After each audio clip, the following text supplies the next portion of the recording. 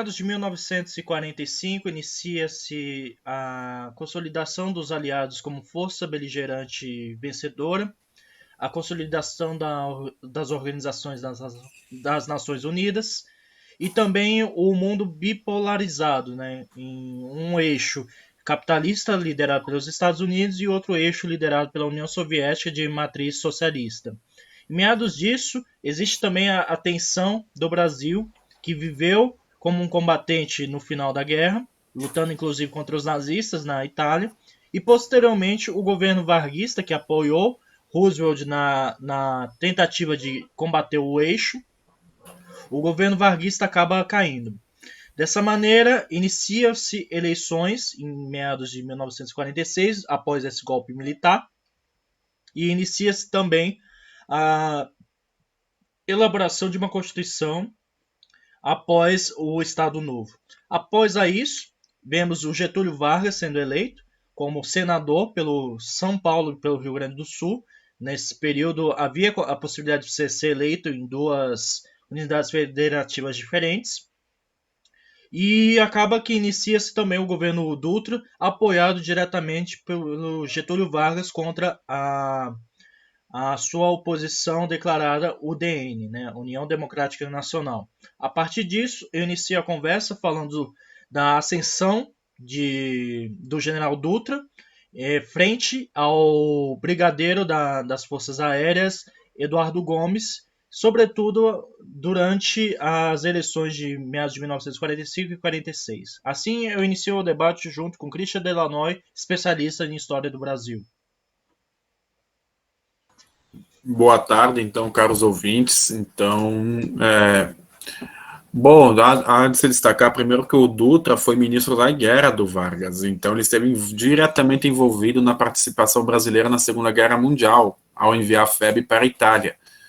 Então, 1945, crise do Estado Novo, as contradições do regime varguista estão mais escancaradas do que nunca, né? Afinal, o Brasil lutou ao lado dos aliados na Segunda Guerra Mundial, mas internamente adotava práticas do eixo, né? Então, o Getúlio Vargas, hábil que era, resolveu então renunciar à presidência da República, né? Antes que fizesse alguma coisa contra ele, né? Ele era muito visado já desde 45, então, né? Os acontecimentos que abordaremos posteriormente na década de 50 em relação a Getúlio Vargas tem origem na oposição ao Estado Novo, que já estava formada em 45, e 45 foi um ano chave no mundo, né? Terminou a Segunda Guerra Mundial, né? Então uma nova ordem mundial estava surgindo. A Guerra Fria começava a tomar corpo, né? A disputa entre os dois aliados, Estados Unidos e União Soviética, pela supremacia do mundo. Então o Vargas, ele marcou eleições, mas como que não havia vice-presidência, então a presidência foi assumida provisoriamente pelo presidente do STJ, José Linhares, que organizou as eleições de dezembro de 45, né? Das quais houve um segundo turno entre o Eurico Gaspar Dutra, militar, varguista, e o outro militar, brigadeiro Eduardo Gomes. Aliás, o famoso doce de chocolate chamado brigadeiro veio nessa época de campanha, porque ele queria conquistar as zonas de casa e ele era charmoso, Eduardo. Ele queria conquistar o eleitorado, e aí o eleitorado passou a misturar chocolate em pó e leite condensado, enrolar e distribuir nas campanhas. O brigadeiro, ele era solteiro, né? Tinha essa história que vote no brigadeiro que ele é solteiro, só que ninguém solteiro, falava. Não sei, não, acho que ele não era solteiro, não. Ele era solteiro, só que tem a história o seguinte: o brigadeiro podia ser solteiro, mas ele era impotente, porque ele levou uma bala durante a revolta do Forte, então ele ficou totalmente eunuco. Virou um eunuco. Mas enfim, então, pessoal, então aí vem o brigadeiro, apesar do doce ter se popularizado, o brigadeiro não saboreou a vitória. Quem saboreou a vitória foi o Dutra. Então, o governo Dutra, o Brasil em 46 necessitava de uma nova Constituição, necessitava de um novo arcabouço, jurídico, uma vez que estava vindo de uma ditadura, totalitária.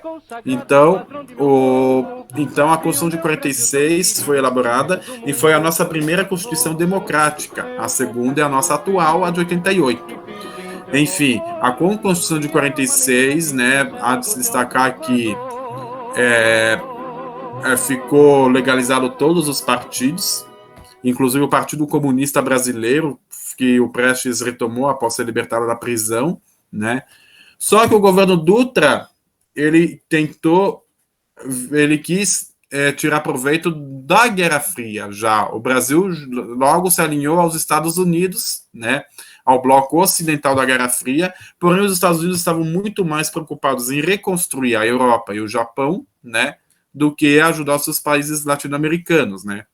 Meio que tanto é que o Brasil até pleiteou, tipo, tentou, vamos dizer assim, gestionou com mais alguns outros países sul-americanos, ver se o plano Marshall também não iria para a América do Sul também, não só para a Europa, né? O Brasil queria tirar uma casquinha do plano Marshall. Porém, o Brasil então se alinhou automaticamente aos Estados Unidos. Tanto é que teve aquela frase que o Dutra proferiu: tudo que é bom para os Estados Unidos é bom para o Brasil, numa política de total submissão à política americana. Então, nesse bojo, veio a ilegalidade do PCB, a cassação dos deputados e senadores eleitos pelo Partido Comunista, o rompimento das relações com a União Soviética, né? Então, o governo Dutra foi um governo totalmente subserviente aos Estados Unidos, e essa política externa subserviente, que logo seria radicalmente mudada, foi a principal característica do governo Dutra, pois internamente o Brasil havia acumulado riquezas com a Segunda Guerra Mundial. O Brasil tinha dinheiro para poder se industrializar, só que o Dutra ele acedeu aos apelos norte-americanos, né? Então, para que se industrializar, compra um produto nosso, não sei o quê, e o Brasil passou a querer investir em transportes, né? Dessa época havia Dutra, né? A pavimentação da rodovia Rio-São Paulo, né?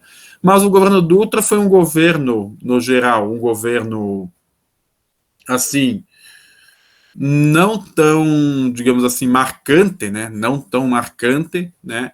Aí, a única coisa marcante do governo Dutra foi o seu final, mais precisamente o ano de 1950, que foi um prenúncio da década dourada que viria no Brasil. Uma vez que em 1950 nós tivemos a chegada da televisão no Brasil, com Assis Chateaubriand fundando a TV Tupi, né, a primeira emissora de TV do Brasil, em São Paulo. Em 50 nós tivemos sediamos uma Copa do Mundo e que tivemos o Maracanazo quando o Uruguai na final fez 2-1 no Brasil. Então isso foi um banho de água fria, pois foi a primeira tentativa de um governo federal tirar proveito da situação. Inclusive haviam promessas de empregar os jogadores na política e tudo mais, demonizaram o goleiro Barbosa, mas isso é um assunto que nós já até falamos no outro podcast sobre futebol. Enfim, e em 1950 Getúlio Vargas, que a essa altura era senador, estava lá no seu sítio em São Borja, só acompanhando os acontecimentos. Então Getúlio Vargas, com toda a sua astúcia, resolveu se lançar candidato novamente, dessa vez voltar ao poder pela via democrática. E o concorrente, mais uma vez, foi Eduardo Gomes. Em 50, Eduardo Gomes disputou 2 eleições, 45 e 50. E em 50, com o jingle Retrato do Velho, Vargas ganhou as eleições de 50. E, inclusive, o jingle Bota o Retrato do Velho outra vez, bota no mesmo lugar, virou hit do Carnaval de 51, que foi o primeiro ano do governo varguista. Aí o Getúlio Vargas, então, ao assumir poder, ele retomou algumas políticas que ele já havia adotado no Estado Novo, né? Como o nacional-desenvolvimentismo, né? Que foi prosseguido depois pelos presidentes. Vargas, ele gerou debates, gerou controvérsias com a campanha do petróleo. A questão do petróleo passou a ser vista como um fator energético, porque o Vargas sabia que se o Brasil continuasse submisso às grandes petrolíferas anglo-americanas, né, o Brasil ia se desenvolver. O Vargas tinha aquela visão desenvolvimentista, de transformar o Brasil numa potência, né? Então o Vargas era um cara visionário. Então, aos trancos e barrancos, a campanha do petróleo é nosso, né, que atraiu a simpatia de boa parte da população brasileira. Em 53, temos criada a Petrobras, a estatal do petróleo, né? E então, agora vai ser privatizado, né, pelo governo Bolsonaro, em tese. A campanha Petróleo é Nosso, ela não inicia com Getúlio Vargas. Ela vem do inicia Dutra. nem com Dutra. Sabe quem inicia ela? Monteiro Lobato. Lá na década de 20 ainda? Monteiro Lobato, ele compra o primeiro poço de petróleo na Bahia e ele extrai o petróleo no Brasil. Então, sim, a campanha do Petróleo é Nosso inicia-se com Monteiro Lobato e o Getúlio Vargas se apropria disso. Antes da Revolução de 30, então, começou? Nossa, eu não sabia dessa. Enfim, mas... Monteiro Lobato, inclusive, foi preso durante a ditadura varguista porque ele falava que havia petróleo no Brasil, né? Sim, enfim, mas voltando ao governo Vargas, então Vargas suscitou os velhos inimigos do Estado Novo se aglutinaram e os Estados Unidos, né, ele vendo que poderia tirar proveito e os Estados Unidos já estava com aquela preocupação do macartismo, de evitar que o regime comunista adentrasse a América do Sul. Lembramos que contemporaneamente ao governo Vargas nós tivemos o golpe cubano que instalou a ditadura de Fulgêncio Batista, que depois foi derrubada pela Revolução Socialista de Fidel Castro. Tivemos o golpe de Estado na Guatemala, tivemos o golpe de Estado no Paraguai, que colocou o presidente Stroessner, que iniciou o ciclo de ditaduras sul-americanas que se fortaleceu a partir dos anos 60, enfim. Mas o governo Vargas, ele tentava manter uma política amistosa com os Estados Unidos e a Europa, porém, a questão é que o capitalismo norte-americano não gostava do Vargas, porque o Vargas era nacionalista. Tanto é que havia uma profunda divisão entre nacionalistas e entreguistas. Então, o debate chegou a tal ponto que você chega na rua, não, eu apoio o Vargas. Então você é nacionalista. Não, eu sou a favor do Lacerda. Não, entreguista. Tinha uma polarização. Similar à nossa atual. Sim, mas por incrível que pareça, era uma polarização econômica, né? Não era nem tanto político, até porque os partidos políticos meio que estavam, né, sob controle. Claro, e o Vargas, ele continuou instigando o trabalhista, tanto é que João Goulart, né, foi empossado ministro do Trabalho do Vargas em 53, e os trabalhadores que eram a base de apoio do Vargas durante o Estado Novo fizeram a grande greve de 1953. Foi quando Vargas percebeu que os trabalhadores já não estavam mais naquela vibe do Estado Novo, né? Que o Vargas, deu os direitos trabalhistas em troca dos trabalhadores apoiando ele, né? Então ele nomeou o João Goulart. Aí, em 54, né, no dia 1º de maio de 54, o João Goulart, o Vargas mandou o João Goulart dar 100% de aumento do salário mínimo. E isso irritou o empresariado nacional. Porque como assim vai aumentar 100% o salário dos operários, né? Como assim? Então, uma medida populista, mas que trouxe graves consequências, né? E que culminou na crise de 54 e 55. Mas antes de falar da questão do suicídio do Vargas e suas repercussões, eu gostaria de ouvir uma palavra do estimado colega Alain Michel a respeito do segundo governo Vargas, do governo democrático de Vargas de 50 a 54. O Getúlio Vargas, ele se enclausura no seu sítio em São Borja, né? Inclusive o Lira Neto fala no 3º tomo da sua biografia do Getúlio, que o Getúlio já não estava aspirando mais voltar à política. Entretanto, a conjuntura nacional ela acaba se criando de tal maneira que o Getúlio cria o PTB, né, o Partido Trabalhista Brasileiro, justamente para cooptar a base varguista. A gente tem que entender que os 3 partidos que são fundados durante 46 são ligados de alguma forma à ditadura varguista. O DN, que é a ala liberal da ditadura varguista, é sobretudo o pessoal do Exército Brasileiro que também apoia, que se torna a porção de total aversão à ditadura varguista. O PSD, Partido Social Democrático, que se surge diante as elites locais do interior do Brasil, sobretudo Minas e porções do Nordeste, que aí surge também o JK e outras figuras de projeção. E tem o PTB, que é Partido Trabalhista Brasileiro, que é ligado justamente ao proletariado e tem uma matriz também populista, né? Então ele tem uma força muito grande em São Paulo e no Rio de Janeiro, que são os grandes... Rio Grande do Sul também o PTB era fortíssimo, com o Brizola e o Fernando Ferrari, né? Que são os grandes centros industriais do Brasil. Então, a partir disso, a eleição do Dutra, né, que a gente observa, o Dutra faz um governo Medíocre. Catastrófico, eu diria, porque acaba que torra todas as nossas reservas cambiais na política de câmbio dele, né, que é totalmente liberal. E a partir disso, o Getúlio ele ascende com uma força de projeção nacional, porque justamente as alas do PCD e do PTB ficam preocupadas da UDN vencer a eleição com o Eduardo Campos, né? Quer dizer, o Eduardo Campos não, o Eduardo Gomes. Então, a partir disso, o Getúlio ele vence a eleição de uma forma absurda, inclusive porque há a questão da inflação depois da Segunda Guerra Mundial, o poder aquisitivo do brasileiro cai bastante, então a música do Volta o Retrato do Velho de novo, volta ao mesmo lugar, é justamente a retomada do projeto social do Getúlio, né? O Getúlio ele tem várias nuances, né? A gente não pode considerar ele nem um democrata, ditador sim, mas é aquela questão. O Getúlio ele é ligado às elites industriais e ele é ligado também ao campo do operariado brasileiro, porque ele deu a CLT e de certa forma também trouxe a industrialização do Brasil com a CSN e posteriormente a Petrobras. A questão é que o governo do Getúlio ele é marcado por denúncias de corrupção. Essas denúncias de corrupção criam também a República do Galeão, que é a república que, após o atentado ao Carlos Lacerda na Rua Toneleiros, no Rio de Janeiro, em que o Lacerda atira no próprio pé, dizem as más línguas, o Lacerda inicia uma grande campanha para a deposição do governo e há a suspeita de quem foi o autor do atentado ao Lacerda tenha sido o chefe da guarda do Getúlio, Gregório Fortunato, que é uma figura que desde do Rio Grande do Sul era ligado diretamente à segurança do presidente. Então o Getúlio, ele arma um circo atrás dele, né?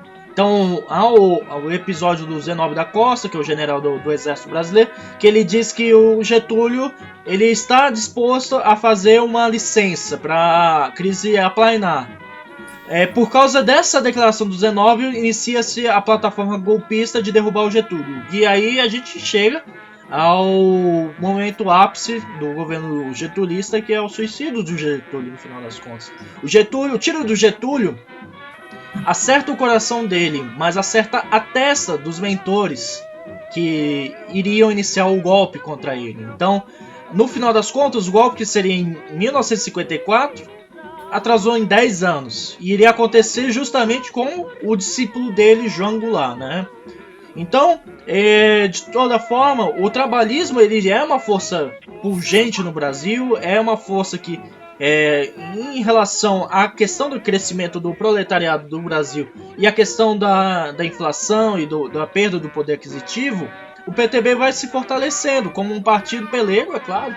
Já não é um partido comunista, o Partido Comunista foi posto à ilegalidade em meados de 1946, Prestes inclusive perdeu seu mandato. Mas o PTB acaba se tornando uma vertente poderosa dentro da política brasileira. E o PSD acaba tomando o espaço do getulismo, principalmente quando, ao suicídio do Getúlio, ascende o governador de Minas Gerais, Juscelino Kubitschek, com um projeto nacional desenvolvimentista que o Vargas iniciou, né? Que é a modernização tanto da questão de Belo Horizonte, que é a criação de Pampulha, quanto também a fundação de uma siderurgia também, né? A Votorantim também é lá, então volta a construção de Brasília também. Sim, e a última visita que o Getúlio faz, oficial, é justamente para Minas Gerais. Então ele se encontra com o Juscelino. Logo depois, da semana seguinte, o Getúlio se suicida. Então há uma expressão, inclusive, que não é confirmada, de que o Getúlio olhou para o Juscelino e falou: o Juscelino é um bom quadro, podemos investir nele, né? Mas isso é uma corruptela, a gente não sabe efetivamente se o Getúlio falou isso. De toda forma, após o suicídio de Getúlio, há uma grande comoção popular, né? A gente tem que considerar que o Rio de Janeiro ele começa a ser depredado pela população mais pobre. Então, os jornais que eram contrários ao Getúlio, eles são depredados. Principalmente o Globo e a tribuna da imprensa do jornalista Carlos Lacerda, que é justamente o mentor do golpe que iria acontecer com Getúlio. Então, a partir disso, o golpismo no Brasil ele é enterrado e inicia-se o governo do seu vice-presidente Café Filho, que o Juscelino tem uma frase muito boa. Quando perguntam para ele durante a eleição como o seu presidente irá resolver a questão do café, Juscelino pergunta, o café é vegetal ou o café é animal? Então, no final das contas, o Café Filho foi um governo tão ruim quanto o governo Dutra, né? No final das contas. Na verdade, o Café Filho ficou uma transição, até porque a questão do suicídio do Getúlio Vargas abortou o golpismo que viria a carne em 64, né? Como você bem disse. E o Café Filho, como aquele vice-presidente, só que ele passou a ser conspiracionista. E sem contar que em 55 haveríamos as eleições pelas quais o Juscelino foi eleito. Justamente por Juscelino ser visto como não digo herdeiro, porém uma pessoa desenvolvimentista, né? Setores que tentaram dar o golpe em Vargas se votaram contra Juscelino Kubitschek, aí veio a teoria absurda, né? O JK ganhou a eleição com 33%. Então não pode assumir porque tinha a maioria, não tem os 50%. É uma tese veiculada pelo Lacerda e apoiada pelos militares radicais, como o Jurandir Mamede, por exemplo. Aí surge a figura de outro militar. Lembrando que os militares, durante todo o período democrático, nunca foram coesos. Até o momento do golpe de 64, insuflado pelos Estados Unidos, que botaram aquela paranoia comunista do João Goulart, até o governo João Goulart, os militares não tinham unidade. Havia os militares democratas e os militares golpistas. Então, é interessante saber que o Exército, as Forças Armadas, saíram de um status de cisão para um status de coesão ao longo dos 10 anos, né? O que culminou na boa execução do golpe de 64. Mas voltando a 55, o Carlos Lacerda dizia assim: se o Juscelino, não devemos deixar o Juscelino ser eleito, e se ele for eleito, ele não deverá assumir. E o Lacerda chegou até a fazer a planejar um atentado contra a JK, tipo, utilizar setores militares radicais para tentar, né, causar um fato. E ele tentou fazer um golpe junto com o Carlos Lula.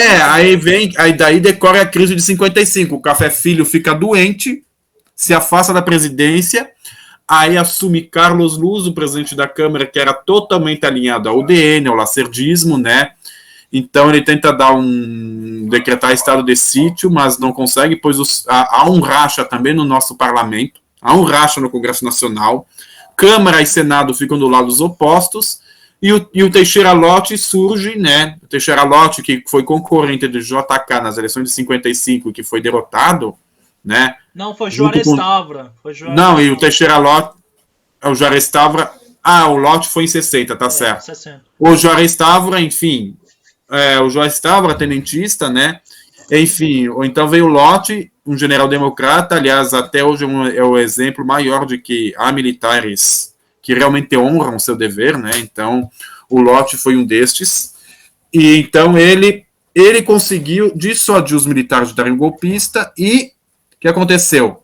Em novembro de 55, o Carlos Luz foi afastado após 3 dias de governo. Foi a presidência mais curta do Brasil, né? E entra o Nereu Ramos. Entra o Nereu Ramos, representante da oligarquia catarinense, PSD, né? O único catarinense a governar o Brasil até hoje. E o Nereu Ramos, o que ele fez foi assegurar a posse do Juscelino Kubitschek em 56. Aí, em janeiro de 56, tem início o JK, e o JK, tão habilidoso quanto o Vargas, conseguiu acalmar os ânimos dos golpistas. Carlos Lacerda ficou se mordendo de raiva, pois ele passou a perder apoio, inclusive, quando o JK se elegeu em 55, o Carlos Lacerda, com medo, tentou buscar auxílio na embaixada, se eu não me engano, ele foi se exilar na embaixada de Portugal, se eu não me engano, não sei de qual país. Ele tentou fugir também no cruzador brasileiro e acaba indo para os Estados Unidos depois, para Miami. Sim.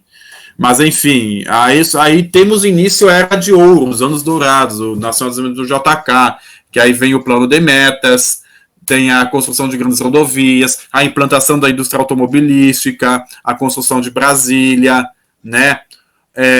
Um governo totalmente desenvolvimentista e que inicia um período de euforia e otimismo do Brasil, né? A partir do final da década de 50. Embora esse período de euforia e otimismo no Brasil não foi como qualquer boom econômico do brasileiro, não atingiu toda a sociedade. Boa parte da população brasileira ficou à margem desse processo desenvolvimentista, né? Então, mas enfim, o JK, então, traçou o plano de metas, aí teve início a construção de Brasília, que era uma ideia que já existia de mudar a capital para Goiás, né, desde o final do século XIX, né, uma ideia de colocar a capital no Planalto Central, pois tinha toda uma questão estratégica, tá no meio do país, longe do litoral, dificuldade de ser atacado e tudo mais, né, e também já havia tido a marcha para o oeste varguista, né, com a fundação de Goiânia, por exemplo, com a exploração da Amazônia, com a criação do Parque do Xingu, já o início já da exploração amazônica ali no Pará, no Mato Grosso, enfim.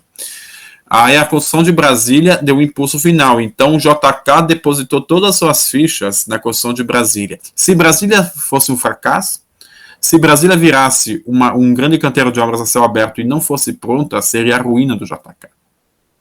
Não é à toa que durante boa parte do mandato do JK, Brasília foi construída a um ritmo frenético e conseguiu ser inaugurada antes do término do mandato dele.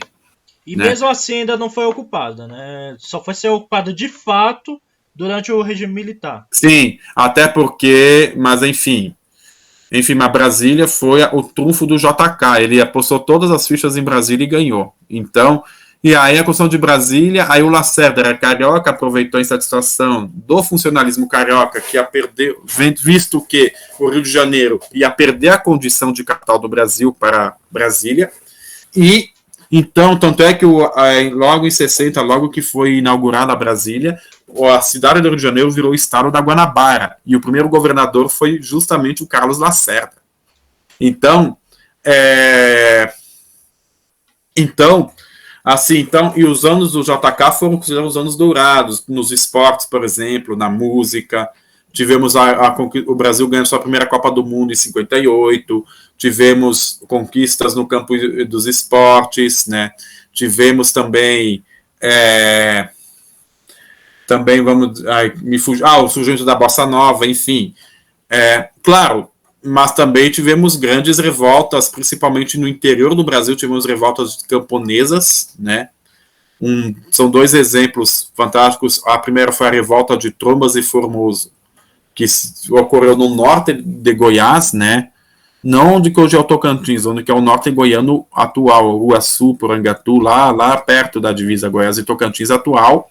E a outra mais emblemática foi aqui no sudeste do Paraná, a revolta dos Poceiros, entre Francisco Beltrão e Pato Branco, em que agricultores se levantaram contra os grileiros, contra as companhias industriais, inclusive que estavam mancomunadas com o governo do Paraná e que buscavam jagunços para matar os camponeses, enfim, tomar as terras. Então a questão agrária surgiu nessa época também, com as revoltas de Poceiros, e duas emblemáticas aqui no sudeste do Paraná e norte de Goiás. E próximo a Brasília, inclusive. Na verdade, assim, não tem muito a ver com a ligação de Brasília, né? Porque até porque na época que ocorreu a revolta, a Brasília era um canteiro de obras, né? Não tinha ninguém em Brasília ainda. A Brasília era apenas uma construção a céu aberto, né? Então, mas as lutas camponesas passaram a tomar corpo ainda no governo JK. Só que o pessoal não fala muito porque o governo JK tem aquela imagem de conciliador, né? Não podemos destacar também que dentro das Forças Armadas houve revoltas também, como as revoltas de Aragarças, em Goiás. Tudo em Goiás agora, porque Goiás, o Brasil Central virou o epicentro da política do JK, graças à construção de Brasília. Então o Cerrado brasileiro, o Goiás, virou tipo o centro, né? E também a revolta de Jacareacanga, que era lá no interior da Amazônia, né? Lá entre o Pará e o Amazonas. E o Juscelino anistiou os dois revoltosos, né? Então, anistiou porque o Juscelino, nessa postura conciliatória de Juscelino Kubitschek, ele não queria desagradar os militares, pois havia um certo movimento dos apoiadores do JK, da cúpula governamental, querendo que os militares fossem punidos pelas revoltas. Só que o JK viu, não vamos. Se eu punir os militares, eles me derrubam. O JK pensou assim, se eu sancionar, se eu causar qualquer punição, porque o JK tinha aquela experiência da eleição de 55, ele sabia que se mexesse num vespeiro verde-oliva, ia vir uma vespa uma Vespa de capacete com a estrelinha branca ali e ia pegar ele, né? Então, ele não puniu, deixou passar barato as insurreições militares para garantir o apoio dos militares. Só que aí, a partir disso, e tanto é que o governo JK se encerrou em paz, tranquilidade, embora apareça um agente que tumultuou todo o processo, o famoso cara da vassourinha, né? Um professor tímido, totalmente estranho, né? Um cara totalmente, assim, aventureiro na política, e as eleições de 60 foram muito interessantes, né? Mas isso agora vamos... Após os comentários do Alain Michel, iremos para 1960. 1956 inicia-se o governo JK, 1958 inicia-se a construção da indústria nacional brasileira, principalmente a Volkswagen, a DKV e outras companhias vindo ao Brasil. Indústrias de eletrodomésticos também, tipo a Brastemp, a Consul, a SEMP, né, que depois se juntou com a Toshiba japonesa e virou a SEMP Toshiba. A General Electric. A General Electric, né, enfim, tudo. A classe média que apoiou os anos dourados, né, porque se a pessoa ainda, a classe média não tinha condição de comprar um veículo nacional, mas pelo menos geladeira e fogão já podia comprar a máquina de lavar. Sim, televisores, né? Também, porque televisão já começa a acender nessa época. Porque... a televisão, tipo, começou timidamente ocupar o espaço que era do rádio até pouco tempo atrás, né? E após isso, também a construção de Brasília. O Brasil pega empréstimos no exterior, empréstimos altíssimos que no final das contas o JK também sabe que não consegue pagar. O JK acaba rompendo com o FMI e há a situação da inflação no Brasil. Então o poder aquisitivo do cidadão brasileiro novamente é pauperizado pela questão inflacionária. E o poder aquisitivo, em virtude disso, há uma grande campanha contra a caristia, né? No termo da época era caristia. Jânio Quadros inicia... a gente tem que levar em consideração justamente o que você falou. O Jânio Quadros, ele não é um personagem da política tradicional brasileira. Jânio Quadros, ele surgiu no Mato Grosso, ele era um professor de gramática no Colégio Dante Alighieri, no centro de São Paulo, e ele vai ascendendo como deputado estadual, como vereador, e depois governador do estado de São Paulo, após uma trajetória totalmente populista ligada à classe média paulistana. Então, ele tem essa política de combate à corrupção, que é uma bandeira que é usada a rodo por fisiologistas na política brasileira, e a política também de parar de investir diretamente o Estado como empreendedor, né? Então o Jânio Quadros, ele acaba ganhando a eleição contra o general o general Lott, após a tentativa de golpe de Café Filho junto com o Carlos Luiz e o Lacerda. O general Lott, ele entra nas graças do Juscelino e acaba que o Juscelino tem uma dívida, né, com o general Lott, que ele garantia a sua eleição. E após isso, o PSD inicia a sua campanha eleitoral para ele ser o sucessor de Juscelino. Juscelino praticamente não apoia o Lott. O Lott, ele praticamente não tem nenhum carisma, ele não tem nenhum apelo popular, e sem o apoio do Juscelino, o Lott acaba perdendo para o Jânio Quadros, que é um fenômeno por si só, né? Um fenômeno midiático. Aliás, o Jânio foi o primeiro político a utilizar a televisão a seu favor. E jingles e artistas, por exemplo, o Gonzaga, pai, ele fez um Luiz Gonzaga pro Jânio Quadros. Então o fenômeno do Jânio é uma coisa similar ao que aconteceu com o Bolsonaro em 2018. Dadas as suas proporções, dadas as realidades históricas, mas é a utilização da propaganda, da mídia, fenômeno de comício, tudo isso, Jânio Quadros, ele inaugurou no Brasil. E a eleição do Jânio é basicamente uma eleição contra a herança varguista, contra o Juscelino, contra a caristia que graçava a economia brasileira. Era uma eleição contra Brasília também, porque tanto São Paulo quanto o Rio de Janeiro, a UDN, eram contrários a Brasília. E há também um suporte direto do Carlos Lacerda à campanha do Jânio Quadros. Só que a questão é o seguinte: o Jânio Quadros, ele é um governo errático. Ele despachava por bilhetes, ele não despachava por exemplo, ordens oficiais da presidência. Então, tinha aquelas leis mirabolantes do Jânio, a gente sabe muito bem, proibição do biquíni, proibição de rinha de galo, até hoje está proibido por causa do Jânio. E a partir disso também a questão do Jânio também fazer uma política externa diferente do que o Juscelino e que o Dutra fizeram, que é mais ou menos uma política diretamente relacionado ao movimento não alinhado. O Jânio Quadros visita Cuba, então o pessoal já começa condecora o Che Guevara, a política externa independente, estabelece relações com os países africanos recentes colonizados, recebe o Tito da Iugoslávia também, em Brasília, Gagarin visita Brasília, Gagarin que visita Brasília também, tipo, o garoto propaganda do regime soviético visitou Brasília, inclusive Gagarin dizia que ele ficava tão maravilhoso, como é que a frase é assim, que Brasília parecia a lua, uma coisa assim, tipo, ele fez um paralelo interessante entre Brasília e o espaço sideral, né? E o Jânio Quadros ainda tinha a proposta mirabolante da guerra contra a França por causa das lagostas, né? Então, invadir a Guiana Francesa porque os franceses estavam colhendo lagostas no nosso litoral. Não, mas aí os franceses também eram sacanas, né? Pescar lagosta no nosso litoral, nas águas territoriais. Então o Brasil, motivo para ter guerra. Só que o Brasil, tanto é que é dessa época a suposta frase atribuída ao Charles de Gaulle, que o Brasil não era um país sério, né? Mas enfim, falando do Jânio Quadros, o Jânio Quadros também, devemos notar uma particularidade da legislação brasileira à época. A população votava em separado para presidente e vice-presidente, não como para chapa unificada como é hoje. Então, aconteceu com o Jânio a mesma coisa.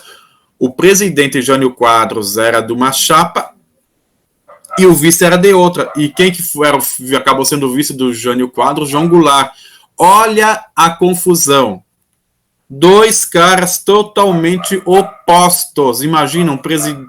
Então, junta a loucura do Jânio, mais o ódio da classe econômica brasileira, dos militares, dos Estados Unidos contra o João Goulart, né? E mais a política externa independente do Jânio Quadros, que favoreceu o João Goulart, inclusive fez com que o João Goulart fosse para a China, né? Inclusive, há quem diga que o Jânio Quadros armou sua renúncia e mandou o Jango para a China comunista de propósito, para criar vamos dizer assim, um fatus belli, entendeu? Tanto é que houve até tentativa de explodir o avião do João Goulart, né? Tanto é que ele não voltou diretamente da China para o Brasil, o avião fez escala em Singapura, depois de Singapura ele foi para a África do Sul, depois da África do Sul foi para o Uruguai, aí do Uruguai o João Goulart atravessou a fronteira de carro para o Rio Grande do Sul e foi até Porto Alegre, onde encontrou o Leonel Brizola, que era seu cunhado e também coordenador da campanha da legalidade. Então, uma segunda tentativa de golpe militar foi evitada em 61 com a campanha da legalidade. Não podemos esquecer que no momento da renúncia de Jânio, que ele atribuiu a forças ocultas, mas essas forças ocultas nós podemos ver bem que eram os militares, era o Lacerda, era a imprensa, era tudo que apoiou ele, né? Então, aí que aconteceu?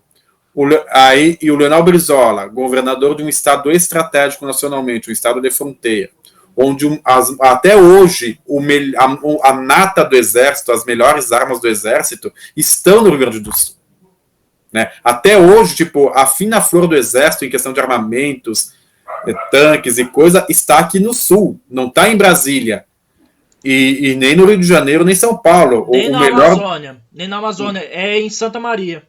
Santa Maria, que Bagé também tem um grande destacamento militar, muito. Mas enfim. Aí o Leonel Brizola, herdeiro direto de Getúlio Vargas, como o Jango, né, trabalhista de alma, de corpo e alma, ele mobilizou né, a Rádio Farroupilha, que era a rádio mais ouvida de Porto Alegre, e estabeleceu uma cadeia de emissoras de rádio para a campanha da legalidade, e transmitiu para o Brasil inteiro.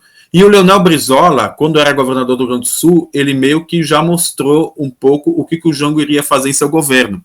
Durante o governo do Leonel Brizola, foi estatizada a Companhia Telefônica do Rio Grande do Sul, com a criação da CRT, Central Rio Grandense de Telefonia.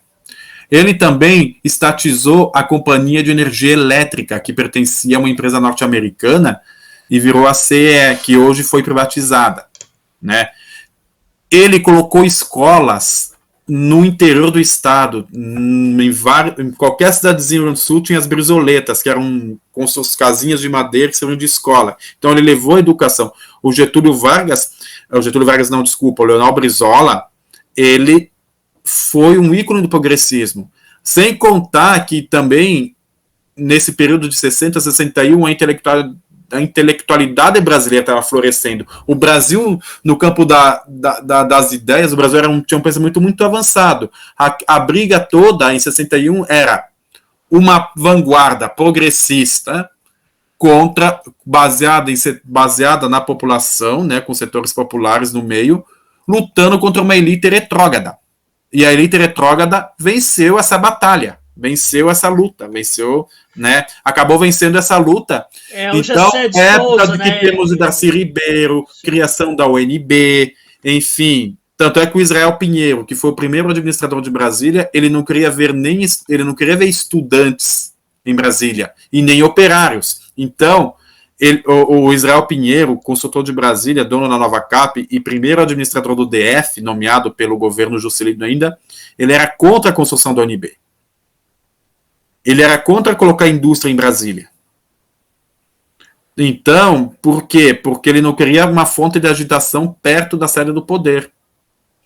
Só que isso acabou, sendo frustrado, mas, enfim, a renúncia de Jânio e a ascensão de João Goulart foi tumultuada, e aí o governo João Goulart vem, aí quando acontece o que tinha de inimaginável se realizou. Então, foi um período muito louco, o início dos anos 60 no Brasil, muito intenso, sabe?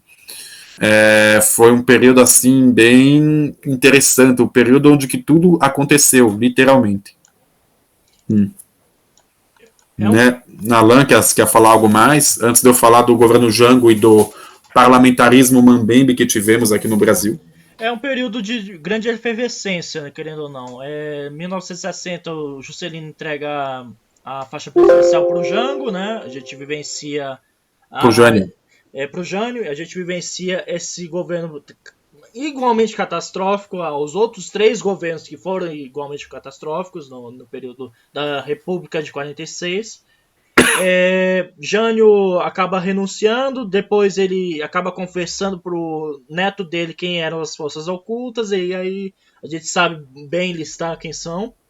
E no final das contas, eu acredito que tenha sido de propósito mesmo, que ele tenha colocado o Jango em missão oficial para a China. E quando a campanha da legalidade se inicia, e, por exemplo, o Jango acaba chegando ao Brasil e os militares não querem assumir ele como presidente, a campanha brisolista e tudo mais, e nisso tudo um futuro presidente do Brasil, Tancredo Neves, faz um arranjo junto com Ulisses Guimarães e outros políticos profissionais para criar uma nova realidade no Brasil em que o Jango não teria pleno poder de exercício no Brasil. Então, para aplainar o golpismo das Forças Armadas e para limitar também o poder do PTB, que seria o partido em questão no poder, acaba se criando um golpe parlamentarista. É um golpe, no final das contas. A ascensão do parlamentarismo no Brasil é colocada o primeiro-ministro do Brasil acaba sendo o Tancredo Neves. Não assume o presidente, mas assume como primeiro-ministro, no final das contas. E após isso, é feito um plebiscito depois de 2 anos, em que o Jango acaba assumindo seus plenos poderes, né? Mas a questão é o seguinte, esse arranjo já é um indicativo de que vai ter um golpe contra o Jango. O Jango está caminhando numa corda bamba.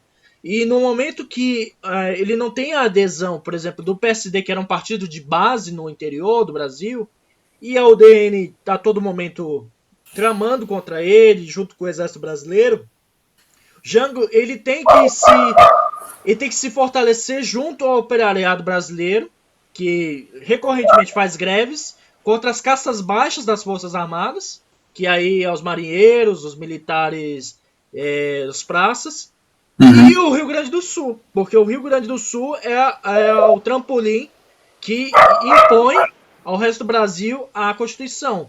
Porque realmente São Paulo está sendo governada por Adhemar de Barros, que é um golpista, Populista. e a Guanabara está sendo governada por outro golpista, que é Carlos Lacerda, né? E ainda tem Minas, que iniciou Com Magalhães Pinto. o golpe de 64, né? Mas assim, abre o debate sobre a questão do governo Jango, a questão também do discurso da Central do Brasil, e também a Marcha de Deus pela Família, Liberdade e o caralho. Mas enfim, assim eu abro o debate então pro Cris. Então, o governo João Goulart assume um parlamentarismo mambembe, né, o Tancredo Neves, né, ele, junto com políticos como Ulisses Guimarães, como é que é, aquele da Bahia lá, o Otávio Mangabeira, o Juraci Magalhães, enfim, e outros políticos, né, de renome, né, então, esse parlamentarismo foi uma estratégia, porém o João Goulart ele governou para o povo, né? Não devemos esquecer que além dele estimular movimentos dentro das camadas mais baixas das Forças Armadas, como os marinheiros e os soldados, né?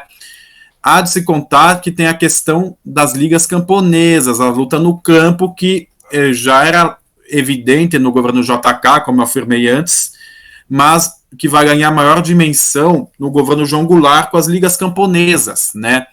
Que vai passar a lutar por reforma agrária. Haja vista que o agro nacional, o latifúndio, também estava nesse projeto contra o João Goulart, né? As ligas camponesas, principalmente os grandes canaviais nordestinos, né? São palco de ocupações lideradas por Francisco Julião, né? Pernambuco, Paraíba, Alagoas, né?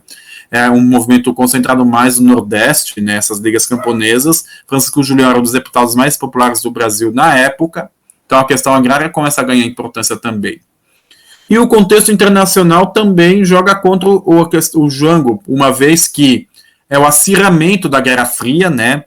Lembrando que em 62 tivemos a crise dos mísseis cubanos, que quase jogou o mundo numa guerra nuclear, numa terceira guerra mundial, com eventuais danos inimagináveis, né? E o anticomunismo se tornou cada vez mais forte. O João Goulart, ao manter a política externa independente, ao tratar com a cortina de ferro, ou então com os países da terceira via, né, do movimento não alinhado, gerou a raiva dos Estados Unidos. Então, o governo norte-americano passou a conspirar contra o João Goulart também. Aí foi alimentada essa família, essa paranoia que o Brasil ia ser comunista, que o Brasil ia ser um Cubão, né? Como os militares falaram, um Cubão, vai ser uma Cuba gigante. Havia outros que diziam que chamavam o João Goulart de Mao Tse Tung tropical, que o Brasil ia ser um país imenso e comunista como a China, né?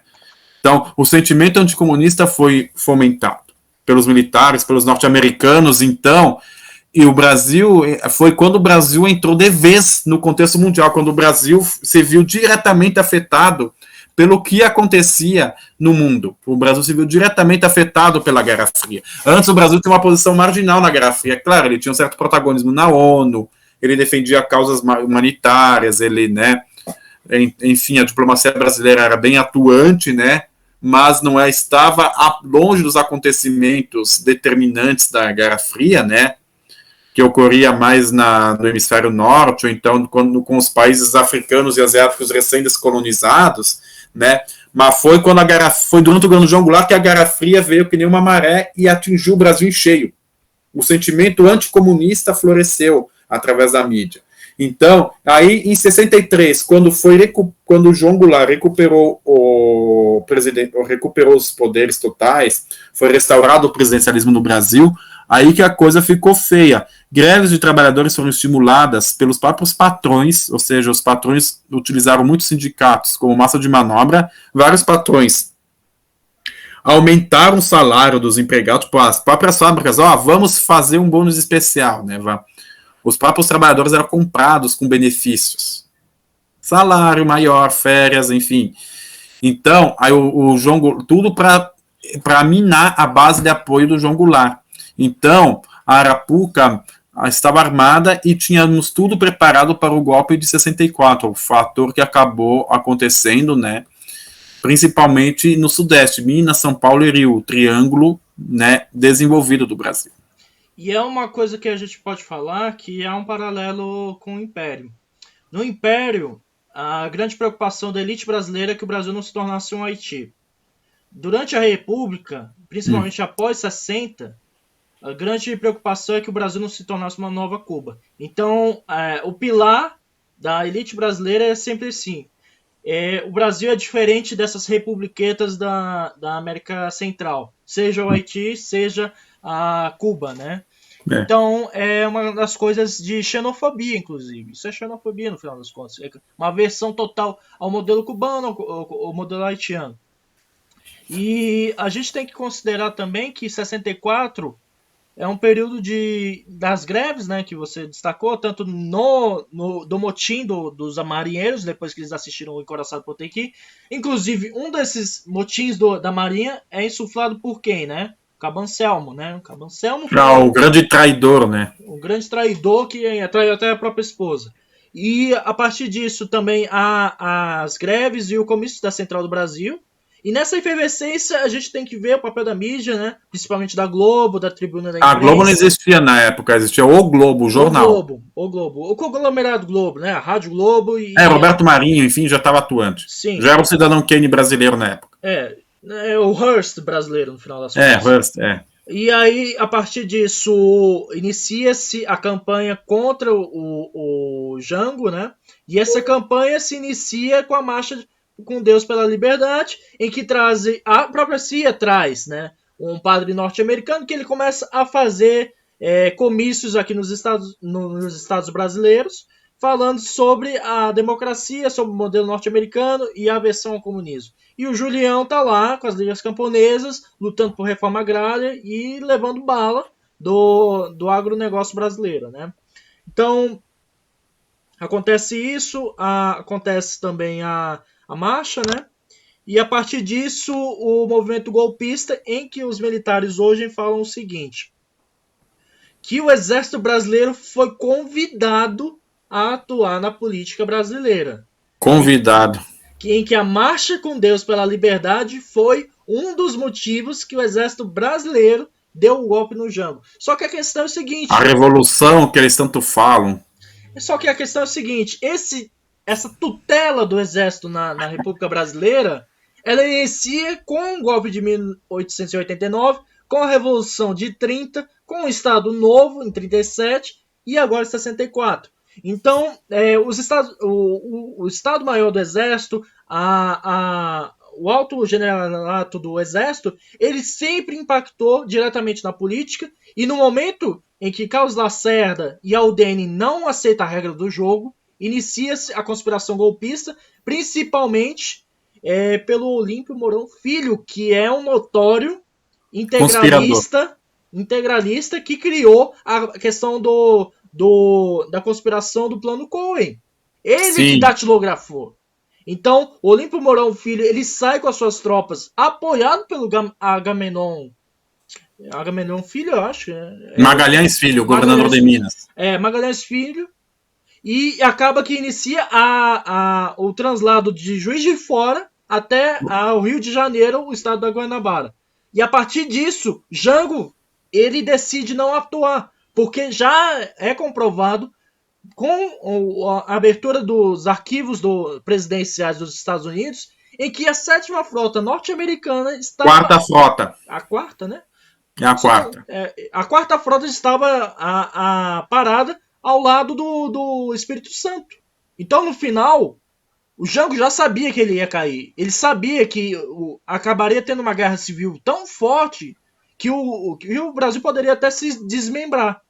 Então, acaba que há essa divulgação dos áudios. O Kennedy, que o pessoal idolatra, o JFK, ele acaba que é um dos conspiradores. Depois, o Lyndon Johnson é um dos apoiadores do golpe.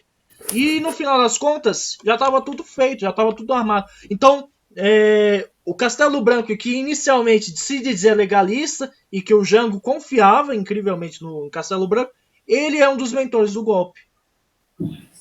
Então, o governo brasileiro, por estar dependente da força militar, da caserna, ele acaba caindo. E, no final das contas, só fica o Brizola. O Brizola é o único bastião da democracia no Brasil em E, 64. inclusive, o Brizola, ele organiza o Grupo dos 11, ou seja, ele forma focos guerrilheiros a partir do Rio Grande do Sul. Inclusive, o primeiro movimento guerrilheiro surgiu justamente no sul do Brasil, com um coronel progressista chamado Jefferson Osório, que saiu do interior do Rio Grande do Sul e foi capturado no Paraná, aqui perto de Francisco Beltrão, acho que foi Capanema, aqui na minha região foi pego, foi levado amarrado até Foz do Iguaçu e foi torturado barbaramente lá em Foz do Iguaçu e depois levado até Curitiba, onde apanhou mais. Então, o Brizola ficou o único defensor do João Goulart, até porque o João Goulart ele poderia ter pego em armas, ele poderia ter repelido a ameaça golpista, só que o João Goulart tinha aquela feição conservadora. Conservadora não, conciliadora. Ele se permaneceu democrata até o fim, não querendo confrontar ninguém. E tanto é que houve o golpe consumado, aí o João Goulart fugiu para Porto Alegre, né? Quando o presidente do Senado, Auro Andrade, declarou vaga à presidência num gesto totalmente ilegal, sendo que o presidente se encontrava ainda em solo brasileiro. E é incrível que o Darcy Ribeiro estava nessa sessão e ele xingava o presidente do Senado ao fundo do áudio. Sim. Então, o Jango, ele acaba indo para Brasília, ele percebe que não tem força nem para comentar com os deputados, e depois ele vai para o Rio Grande do Sul. E quem fica cuidando do Palácio do Planalto é, incrivelmente, Darcy Ribeiro com uma metralhadora a tiracolo. Então, ele dá armas para os universitários da UNB e ele já mobiliza uma milícia para segurar o golpe, né? Mas, é claro, o Jango, a gente sabe a evolução do que aconteceu do golpe, né? Então, a democracia brasileira, ela vive um momento turbulento de 46 a 64, que são praticamente 18 20 anos. São 18 anos. 18 anos. E nesses 18 anos, a conturbação é tamanha que só apenas 5 anos de mandato progressista, no final, é estável, que é o governo Juscelino Kubitschek. Então, há esse problema do suicídio do Getúlio, e é o suicídio do Getúlio que garante mais 10 anos de democracia no Brasil, né? Então, no final, um herdeiro do Getúlio acaba sofrendo o golpe, e toda a herança populista que o Getúlio tinha acaba desaparecendo. E no lugar disso, as lideranças tenentistas que apoiaram o Getúlio em 1930 e 1937 ascendem como forças dirigentes do Brasil. Então, o Castelo Branco era um tenentista. Costa e Silva, também um tenentista. Médici era tenentista. Médici era um tenentista. Figueiredo não era tenentista, mas lutou na Revolução de 32. Exatamente. Então a política... Geisel era tenentista. Todos os presidentes da ditadura militar eram tenentistas. Aliás, outro paralelo interessante antes que se encerre a chamada. O modus operandi da ditadura militar era igual ao do Estado Novo. Exatamente. Igualzinho, tal e qual. Exatamente. A ditadura varguista, no final das contas, ela inicia a ditadura militar em 64. Sim. Então, a ditadura é um rescaldo de tudo que o Getúlio fez. Sim. Assim como a democracia também é um rescaldo do que o Getúlio fez. Então, no final das contas, a política do século XX, após 1930, é pautada por Getúlio Vargas. Uhum. E tanto que hoje se atribui que o seu maior herdeiro político é o Luiz Lula da Silva, que é um trabalhista e populista igual. Mas as Forças Armadas, que aí tem o lado oposto, elas também são pautadas pelo legado do tenentismo no Estado Novo. Da década de 20. Uhum. Então, beleza. E outra coisa, e nós temos um Jânio piorado no poder, que é o Bolsonaro. Que foi eleito com o apoio de tenentistas, né? Sim, sim. Então, no final das contas, até hoje, esse legado da democracia de 1946 pauta o debate político hoje. Uhum. Então, é essa a explanação que eu queria trazer na nossa live. Eu gostaria de agradecer ao Christian por participar dessa conversa, né, desse bate-papo, e agradecer aos nossos ouvintes por terem a paciência e a atenção ao nosso podcast. E eu solicito também a inscrição para apoiar o nosso projeto e principalmente seguir nossas mídias sociais, tanto o Spotify quanto também o Twitter, né? Então eu passo a palavra agora para o Christian, né? Bom, então eu gostaria de agradecer a todos os ouvintes, né? Não nos deixe de seguir no Spotify e no YouTube, né? Então, e eu agradeço mais uma vez a companhia do Alain Michel no debate muito profícuo. Espero que tenha sido muito proveitoso. Dito isso, nos despedimos e até a próxima com mais um episódio do Deixe dessa História.